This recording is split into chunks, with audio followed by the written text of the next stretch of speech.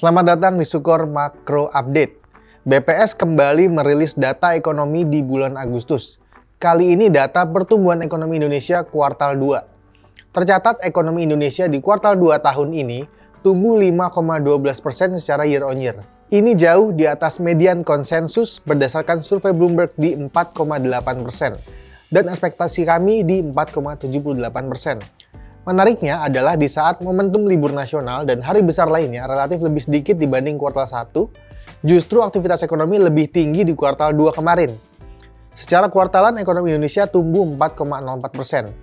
Dan secara kuartalan juga angka ini masih sesuai dengan pola musiman di mana kuartal 2 biasanya tumbuh lebih tinggi dari kuartal 1. Sekarang kita breakdown ke tiap komponen. Konsumsi rumah tangga masih jadi pendorong utama dengan porsi 54,25% terhadap total PDB. Dan komponen ini tumbuh 4,97%. Lebih tinggi secara year on year dari kuartal 1. Ini menarik untuk dicermati di tengah isu daya beli yang masih belum recover, tercermin dari data-data ekonomi lainnya, konsumsi rumah tangga ini justru tumbuh lebih tinggi, mendekati 5% lagi. Kalau kita lihat detailnya, konsumsi rumah tangga ini dibagi 7 sektor, dengan sektor pakaian, alas kaki dan jasa perawatan, serta kesehatan dan pendidikan adalah kontributor terbesar ke komponen konsumsi rumah tangga. Secara pertumbuhan, di 2025, sektor dengan pertumbuhan tertinggi adalah transportasi dan komunikasi, dan restoran dan hotel. Ini menarik karena kalau melihat beritanya, banyak pelaku industri perhotelan mengaku kondisi usaha mereka kurang bergeliat karena dampak dari efisiensi pemerintah sejak awal tahun. Sehingga data PDB terbaru terkesan bertolak belakang dengan pernyataan pelaku industri terkait. Selain konsumsi rumah tangga, konsumsi pemerintah justru lanjut terkontraksi.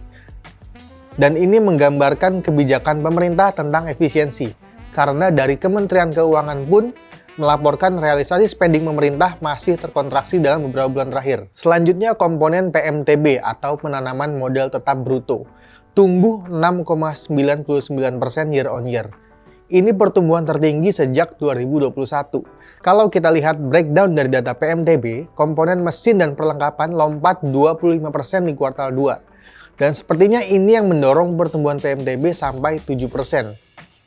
Kalau mengutip pernyataan BPS, proyek-proyek infrastruktur strategis diklaim menjadi pendorong pertumbuhan PMTB di kuartal 2. Ini cukup menarik karena data yang dihimpun Kementerian Investasi mencatat foreign direct investment kontraksi di kuartal 2. Mestinya pertumbuhan PMTB tidak tumbuh sekencang paruh pertama 2025, mengingat pertumbuhan kredit secara nasional juga sedang tumbuh melambat. Industri perbankan pun juga masih khawatir terhadap kondisi daya beli masyarakat yang melemah, karena dari sisi demand juga masih menekan pertumbuhan kredit. Makanya, tidak hanya komponen PMTB, data keseluruhan dari pertumbuhan ekonomi kuartal 2 ini benar-benar di luar ekspektasi. Meskipun demikian, secara garis besar, proyeksi kami hanya berada di 4,9% untuk ekonomi Indonesia di 2025. Sehingga dari sisi fiskal, pemerintah punya PR untuk mempercepat belanja pemerintah untuk mendongkrak daya beli masyarakat, dan dari sisi moneter juga, BI punya ruang lebih besar untuk menurunkan suku bunga. BI juga akan terus menurunkan outstanding SRBI yang sudah berkurang sekitar 150 triliun on year to date basis, sehingga akan menggenjot likuiditas di pasar keuangan.